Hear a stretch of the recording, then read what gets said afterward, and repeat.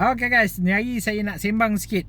Ni pasal bulan lepas punya isu berkaitan dengan ada customer nak jual atau dengan nak trade in kereta. Okay, so bulan lepas bulan 4 saya dapat 4 juga kes berkaitan dengan customer nak jual dengan trade in kereta, tapi hutang kereta masih lagi tinggi. Okay, saya ambil salah satu customer ni.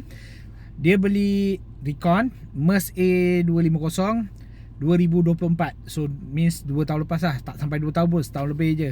Okay, so lepas tu dia nak jual balik. Dia try tanya dekat Kasam, dia tanya kat Karo. Harga Karo ambil dengan Kasam ambil lebih kurang lah, sekitar 110 ke 115 ribu. Okay, dia check hutang full settlement dia dekat bank ada 160 ribu. Lepas tu customer call dengan saya, tanya boleh ambil lagi tinggi tak. Saya check market value dia pula dekat Mudah. Yuska jual, bukan Yuska ambil tau, Yuska jual kereta tu sekitar 130 ke 140 ribu.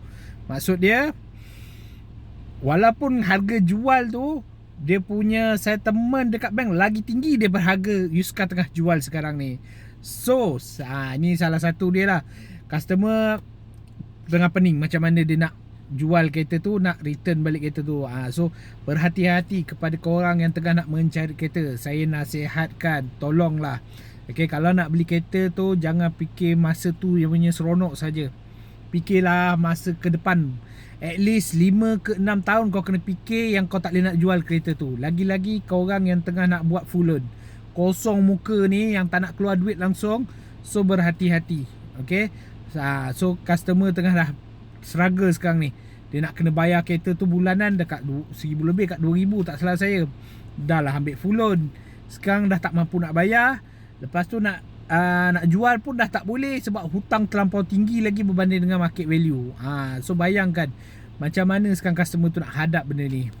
Saya selalu pesan dekat customer saya yang mana datang walk in dekat sini, lagi-lagi adik-adik Gen Z yang datang sini tak tahu apa kereta dia nak beli. So saya selalu akan advise dekat dia orang, apa yang korang perlukan, bukan apa yang korang hendakkan. Okay, perlukan maksudnya kau perlukan satu kereta untuk pergi mana? Pergi balik kerja sahaja ke, ataupun nak bawa family punya. So saya akan advise kat dia orang, okay, beli ikut kemampuan sahaja. Jangan nak show off sangat lah. Kononnya pakai Merc, pakai S70, kononnya haji baru 2000 nak pakai S70.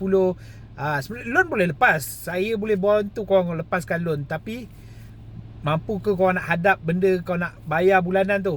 Mungkin setahun pertama ni kau boleh hadap. Akan datang dengan insurans, dengan road tax, dengan WNT, lepas tu dengan minyak, tol, parking pun kena bayar. So kau fikirlah sikit. Okay, so kalau korang mana tengah nak mencari kereta, kalau gaji 2000 tu, saya cadangkan ambil lah kereta-kereta bajet dalam 5-600 punya bulanan. Okay, lagi rendah lagi bagus sebenarnya. Okay, ada deposit lagi better. Jangan buat full loan. Tapi saya faham customer kadang-kadang ada duit sikit tu pun dia orang tak nak membazir kat dalam kereta, dia orang nak simpan. So tak ada masalah. So kalau nak buat full loan, make sure financial korang strong. Apa-apa jadi ada backup simpanan yang korang boleh cover kat nanti. Okay, so kalau korang rasa nak mencari kereta terpakai, tolong contact dengan saya. Saya boleh advise korang kereta apa yang paling sesuai dengan bajet korang. Okay, so beli ikut kehendak, keperluan. Bukan ikut kehendak.